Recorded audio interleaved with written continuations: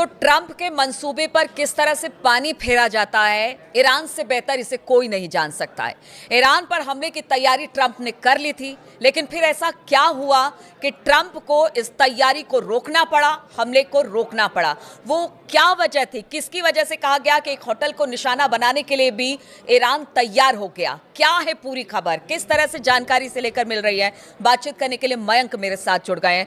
Mayank, Trump जो चाहे कर रहे हैं, इस वक्त टैरिफ लगा रहे हैं, हमला कर रहे हैं, धमकी दे रहे हैं, लेकिन ईरान ने किस तरह से ट्रंप को पीछे धकेला, वो एक बड़ी खबर अब इसे लेकर सामने आ रही है। वो बड़ी खबर क्या है जिसकी वजह से अमेरिका को पीछे जाना पड़ा? देखिए, ये बहुत बड़ा खुलासा हुआ है, सनसनीखेज खुलासा हुआ है कि आखिर क्यों ट्रंप को अपना पहला प्लान ईरान पर हमले का रोकना पड़ गया। देखिए, जब ये खबरें आ रही थी कि अमेरिका के जेट्स जिन्हें टेक ऑफ किया ईरान पर हमला करने के लिए, उसके बाद एंड टाइम पे बताया गया कि ट्रंप ने ऑर्डर किया और स्ट्राइक को जो है वो रोक दिया गया। अब देखिए, इसके पीछे की जो वजह बताई गई, बड़ी वजह ये थी कि कतर ने और सऊदी अरब ने, दोनों ने ये चिंता जताई और ये कहा ट्रंप को कि आप भाई ईरान पर हमला मत करें, वरना ईरान के मिसाइल से जो है हमारे बेसिस को खतरा हो जाएगा, हमें खतरा हो जाएगा। इस तरह की खबरें आई। लेकिन अब इसको लेकर एक बहुत बड़ा और सनसनीखेज खुलासा हुआ है। बताया ये जा रहा है कि कतर में, दोहा में एक 5 स्टार होटल, जिसका नाम शायद आप लोग पढ़ लें, हम नाम नहीं लेना चाह रहे उसका, तो वो होटल में एक वॉर रूम तैयार किया गया और अमेरिका के जितने बड़े अधिकारी हैं, जो सेंट्रल कमान है उसके जितने बड़े अधिकारी हैं, वो सब उस 5 स्टार होटल में शिफ्ट हो गए और उस होटल को जो है वो एक वॉर रूम बना लिया गया।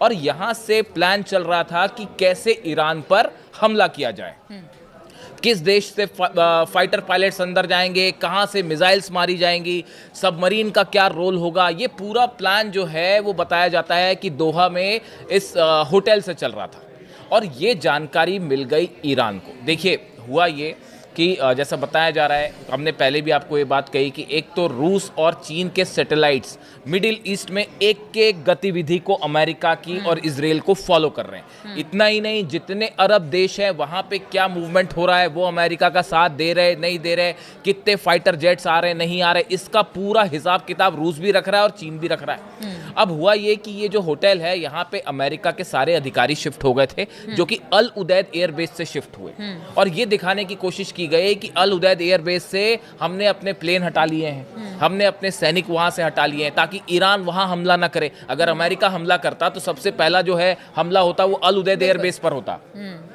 और उस हमले को रोकना मुश्किल हो जाता। जब 12 दिन की जंग हुई और अमेरिका ने जब हमले किए तीनों न्यूक्लियर सेंटर्स पे, और उसको मिडनाइट हैमर नाम दिया गया था, और उसके बाद फिर जब ईरान ने 14 मिसाइल्स दागी अल उदैद बेस पर और उसमें से 4 मिसाइल गिर भी गई, अमेरिका का डिफेंस सिस्टम उसको नहीं रोक पाया, कतर का डिफेंस सिस्टम नहीं रोक पाया, और आसपास भी जो डिफेंस सिस्टम है वो 2000 किलोमीटर ट्रैवल करके मिसाइल आई 1800 किलोमीटर और वो अल उदैद एयर बेस पर गिर गई, आप नहीं रोक पाए उसको। तो सबसे बड़ा खौफ तो यही था कि कहीं अल उदैद एयर बेस ना उड़ जाए हमारा। अब उस बीच में इन्होंने अपने अधिकारियों को शिफ्ट कर दिया था इस 5 स्टार होटल। अब हुआ ये कि ये जो स्ट्राइक होने की बात चल रही थी कि बस ये हमला होने वाला है, हमला होने वाला है, इसी बीच ईरान के एक कमांडर की तरफ से ये चेतावनी आ गई, ये बात अमेरिका को और कतर को कह दी गई कि आपने जिस होटल में अपना वॉर रूम बना रखा है उसकी एक एक जानकारी है हमको, वहाँ आपके कितने अधिकारी हैं, कितने कमांडर्स हैं, उसके बारे में हम सब कुछ जानते हैं, और अगर हमारे स्पेस में आप अंदर आए तो सबसे पहले आपका ये जो आपने वॉर रूम बना रखा है, पहली मिसाइल यहीं गिरेगी। बिल्कुल तहस कर दिया जाए। सबसे पहला हमला जो है वो उस वॉर रूम पे होता जो अमेरिका ने बना रखा था, अपने अधिकारी जो कतर में जिस होटल को दोहा में जहां पे वॉर रूम बना रखा था, ईरान की तरफ से धमकी आई, पहली मिसाइल हम यहीं मारेंगे साहब। और उसके बाद जो है कतर और सऊदी, ये दोनों एकदम से डिफेंसिव मोड में आ गए, जैसा जानकार बता रहे। अब ये खबरें कई जगह है, फॉक्स न्यूज ने भी इसके बारे में छाप रखा है, न्यूयॉर्क टाइम्स में भी अलग अलग खबरें हैं इसको लेकर। आप अगर सबको जोड़ के देखें तो आपको एक घटनाक्रम पूरा बिल्कुल एक सूत्र में आपको दिखाई देगा। अब उसके बाद हुआ ये कि जैसे ही ये धमकी आई ईरान की तरफ से, तो ये बात एकदम से एक्सपोज हो गई कि भाई ये जो वॉर रूम बना रखा था, जहां पे सब कुछ जहां से तय होना था, कतर में दोहा से, जहां से 5 स्टार होटल में जो वॉर रूम था, अगर वहीं हमला हो जाता तो बड़ी संख्या में अमेरिकी टॉप कमांडर्स की कैजुअलिटी हो सकती थी, बड़े संख्या में अमेरिकी अधिकारी इसकी चपेट में आ जाते।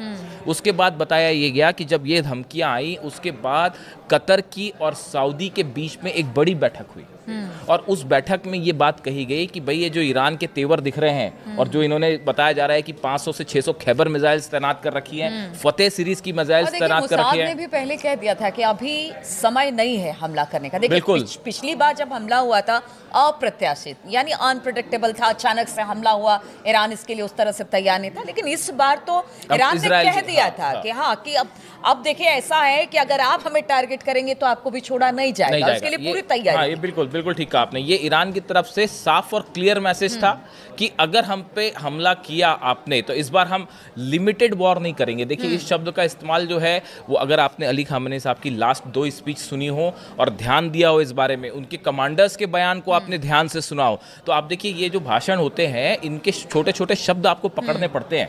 बार बार ईरान की तरफ से कहा गया कि हम प्रीएम्प्टिव स्ट्राइक करेंगे। उन्होंने कहा इस बार हम लिमिटेड स्ट्राइक नहीं करेंगे, इस बार सीज फायर नहीं होगा। यानी ईरान एक ऑल आउट वॉर के लिए तैयार था कि अगर हमला होता है, अगर अली खामेनी साहब को टारगेट किया जाता है या ईरान के एयर स्पेस में अगर आप घुसते हो, आप देखिए तुरंत ईरान ने अपना एयर स्पेस बंद कर दिया था पिछली बार, और जितनी मिसाइल्स थी वो तैयार थी और एक साथ 8 बेसेस एकदम लाइन से तैयार थे। अल असद बेस अमेरिका में, अल उदैद बेस कतर में, सऊदी का जो बेस है वो, जॉर्डन, सीरिया, ये सब बेसेस जो अमेरिका के हैं सब पे एक साथ मिसाइल दागी जाती। और इसराइल की तो हम बात ही नहीं कर रहे हैं। कहावत बहुत ज्यादा है कि देखिए आपके पास अगर खोने के लिए कुछ नहीं रहता तो फिर आप सामने वाले को भी उसी दमखम के साथ बिल्कुल एकदम उस पर वार करते हैं। अमेरिका एक बड़ा देश है और कह लीजिए कि एक महाशक्ति के तौर पर है, ईरान लगातार उसके टारगेट पर रहा है, तो ईरान को भी है कि अब आमने सामने की लड़ाई होगी तो फिर एकदम जबरदस्त तरीके से हमला किया जाएगा। हमारे पास खोने के लिए कुछ नहीं है, लेकिन अगर अमेरिका को अगर कुछ होता है तो फिर उसके पास खोने के लिए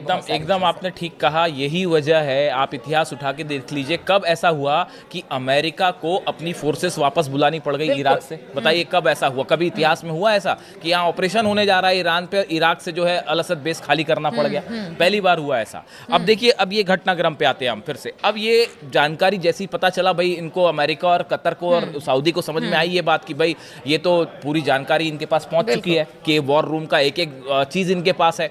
उसके बाद कतर और बताया जाता है कि सऊदी के बीच में एक बड़ी चर्चा हुई और उसमें ये तय किया गया, जिसके बाद क्राउन प्रिंस जो है मोहम्मद बिन सलमान, इनकी तरफ से अमेरिका को ये बात कही गई कि भाई देखिए आप हमारे एयर स्पेस का इस्तेमाल ना करें, आप हमारे बेसिस का इस्तेमाल ना करें। अगर आपने हमारे बेसिस का इस्तेमाल किया, जो बताया जा रहा है कि जो सऊदी की तरफ से मैसेज दिया गया कि अगर आपने ईरान पर हमला किया इस हालात में तो मिडिल ईस्ट में एक इतनी बड़ी जंग छिड़ जाएगी जो यहाँ सब कुछ तहस नहस कर देगी। और वो जब उसके बाद तो फिर ये थोड़ी ना देखा जाएगा कि सऊदी किसके साथ है और यूएई किसके साथ, जो अमेरिका के साथ वो सब ईरान के दुश्मन। और ईरान ने भी ये बात साफ साफ कह दी थी सऊदी को कि देखिए हम आप पे हमला नहीं करना चाह रहे, हम यूएई पे हमला नहीं करना चाह रहे, हम सीरिया, जॉर्डन, किसी भी, कतर, कहीं हम हमला नहीं करना चाह रहे, लेकिन अगर आपने अमेरिका को अपना एयर स्पेस दिया, अपना बेस दिया, तो मजबूरन हम आपको हमला करना पड़ेगा और हम सोचेंगे नहीं इसमें। ये बात टॉप अधिकारियों की तरफ से ईरान के कह दी गई थी इन सब देशों को, अरब देशों। यहां से पलट गया खेल। यहां से सबसे पहले तो ये जो वॉर रूम वाली बात सामने आ गई कि भाई 5 स्टार होटल उड़ाने के लिए ईरान तैयार बैठा है, सब अमेरिकी अधिकारी जो है सीधा टारगेट पे आ गए सेंट्रल कमांड के, उनको फिर पहले वहां से खाली करवाया गया। बताया जाता है कि वो आनंद में जो 5 स्टार होटल में जहां पे वॉर रूम बना हुआ था सो कॉल्ड, उसको वहां से खाली करवाया गया। सब अधिकारी को वहां उल्टे पर भगाया गया कि भाई पहले आप ही खाली करिए वरना पता चला कि आप ही निशाने पे आ जाएं।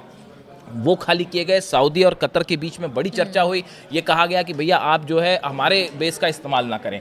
उसके बाद फिर अमेरिका ने अपने प्लान बदले और ये हुआ कि फिर अब्राहम लिंकन जो एयरक्राफ्ट कैरियर है उसको बुलाया गया। उसके अलावा जो जॉर्ज डब्ल्यू बुश इनका एयरक्राफ्ट कैरियर है उसको भी डिप्लॉय किया गया। मेडिटेरियन सी की तरफ बढ़ रहे हैं और अगले 48 घंटे में दोनों पहुंच भी जाएंगे।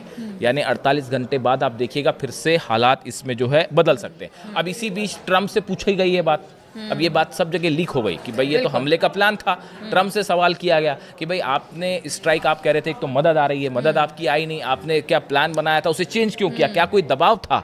तो ट्रंप ने कहा कि नहीं, मेरे पे कोई दबाव नहीं था और मेरे पे सिर्फ अपना दबाव होता है, मैं खुद अपना फैसला लेता हूँ। इस तरह की बात इंटरनेशनल मीडिया में अगर मांग कहा जाए तो लोग ये कह रहे हैं कि पीठ दिखाकर भाग गए ट्रंप। तो ये जो है बड़ा, ये बड़ा सेटबैक रहा। ये इससे एक ऐसा ओपिनियन, देखिए इससे मैसेज क्या गया, मैसेज इससे ये गया कि कि अमेरिका जैसा पावरफुल देश। अच्छा, ईरान में जिनको ये कहा जा रहा था, जिन प्रदर्शनकारियों को कि हमारी सेना पहुंच रही है, हमारी मदद, वो भी अपने आप को छला महसूस कर रहे हैं। बिल्कुल। अब ये देखिए, ये असल में ये कहानी सिर्फ इस बार की नहीं है। देखिए, ये जो पिछली बार इजराइल ने जो कतर पे हमले किए थे, दोहा में जो हमास के लीडर्स पर को टारगेट करते हुए जो हमले किए थे, वहां से अरब देशों को ये बात लगने लग गई थी कि ईरान जो कह रहा था वो सच कह रहा था, कि ये इजराइल जो है वो कभी भी आपको भी निशाना बना सकता है। ये बात बार बार ईरान की तरफ से अरब देशों को समझाई गई कि भाई इजराइल जो है वो आज हमसे जंग कर रहा है, कल को आपका भी नंबर आ सकता है। ये बात सबको कब महसूस हुई?